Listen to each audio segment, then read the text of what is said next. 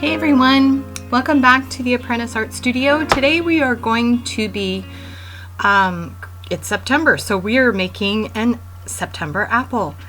I am using a 12 and a 4 round brush, and I'll be using a wet on wet technique. So here you see me wetting the paper and getting the inside of the apple all wet and ready to go. I have my palette off to the side on purpose because I really want you to use the colors that you want. But just so you know, we are going to be layering several different colors. I have sped up the video a bit so that you can just get the idea. Here, this is Gamboge on my palette, this lovely golden color. And I think the reason I start with this, I start with the shadows, kind of harkens back to my training in oil paint where you kind of get the shadows and everything in first and then you paint color on top. So here I am getting burnt sienna down, and then I've started some a red color. So getting that down, and I'm really letting the watercolor paint do the work. So you see me sort of tapping it in. Here I'm tapping out the extra water because I really want the water to just move the pigment around. Okay, and now I'm getting in the darkest values. Okay, so you can see that I'm building up color on the right side of the painting of my apple. So that's the side that is not facing the light. Okay, and the light is on the left hand side. Now you see me begin to put in the red color. And here again, there's just some beautiful blooms that are happening. And you see me just sort of tapping it in. I'm leaving a lot of white space there for the lightest value. And so you'll see me come back over that in a little bit.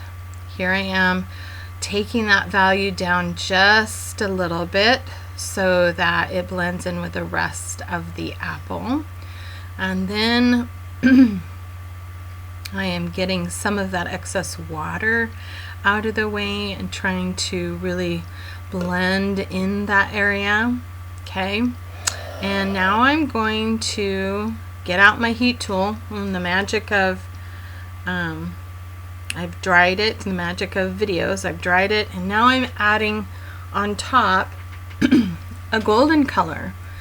And this is I think like a medium yellow color that I'm adding, and I'm doing this to kind of warm up this color, this red, a little bit, give it kind of a warm glow. So that's what you see me doing here.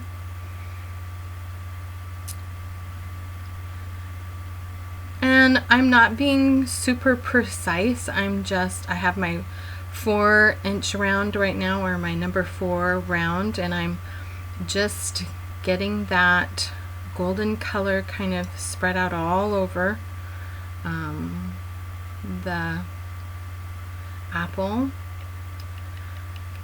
Okay, and now you'll see me come in with a dark red, and this even has a little bit of like red violet in it because I'm wanting to deepen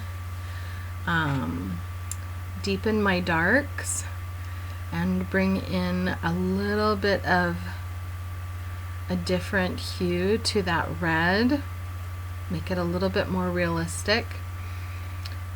Okay. I'm darkening up that top part. See how I have that curve around the stem in the front that gives the illusion that the stem is down inside of the top of the apple, right? So it feels like the stem is coming out of the center of that apple. And I just keep building up my darks and playing around with the midtones, and I'm really having some fun here with this sort of purpley red color, violet red color, and I just really like how it's mixing with that yellow, that warm yellow, and just giving a realistic cast to this apple.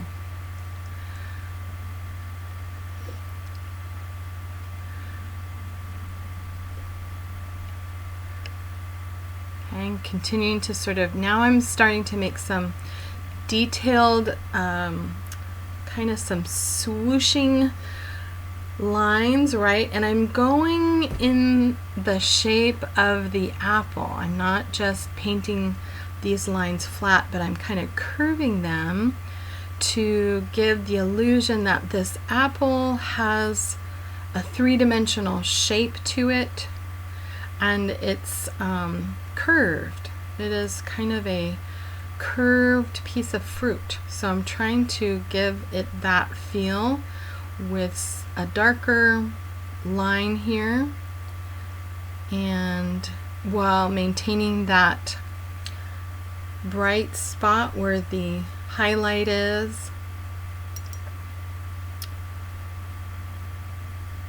And I'm grabbing more color and continuing to swoosh it and giving some detail and some texture. And if I paint a line and it's too dark, or I just don't like it there, the way to fix that is to just add water to that spot, and it'll kind of dissipate the color and blend it in. So that's a really easy way to fix a color if you don't especially like the mark you made, or you want to kind of fix that. That's a really easy thing to do to fix it. Okay, I am in my mixed media sketchbook, so you're seeing some wrinkles and some buckling of my paper, and it's just because I'm not using watercolor paper. So I will sometimes dry the back as well as the front of this kind of paper, and it tends to sort of help a little bit, not completely, but it'll help get some of those that buckling out of the rest of the paper, you know. So okay, continuing just to create some detail lines, and see, I didn't like that, so I'm just added some water, and the watercolor is kind of doing all the work, you know, sort of blending out and beginning to sort of move in on that highlight. Okay, and now I've sped up the camera a bit, and I am gonna work on this twig, or this branch that the apple is attached to.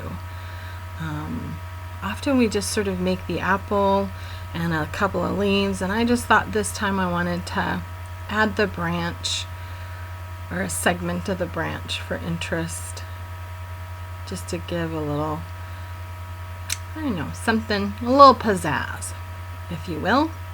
Okay, and I'm using a lot of different shades. I'm using a dark and a medium and a light. Okay, and I'm just playing, going back and forth with those. And if I didn't like something, I could wipe my brush and then go in and pick up some of that color. Here I've got like this really light yellowy green, because I didn't want the backs of the leaves to be bright, you know, because this is off the tree. It's no longer on the tree, so these leaves are going to kind of be wilty and kind of curling, and maybe be a little bit more brown than if they were on the tree. So I started out with that lighter color to show a different side of the leaf. Okay. And then I'm dropping in a darker color, and gosh, I really just didn't like that green. It was just too bright, right? It was too circusy for the rest of the painting. And here I'm getting a kind of a dark bluey green, more on the green side, and that seems to be better in my opinion. I like that tonal quality better, you know? So if you just don't like something, all I did was add water and back it out, right?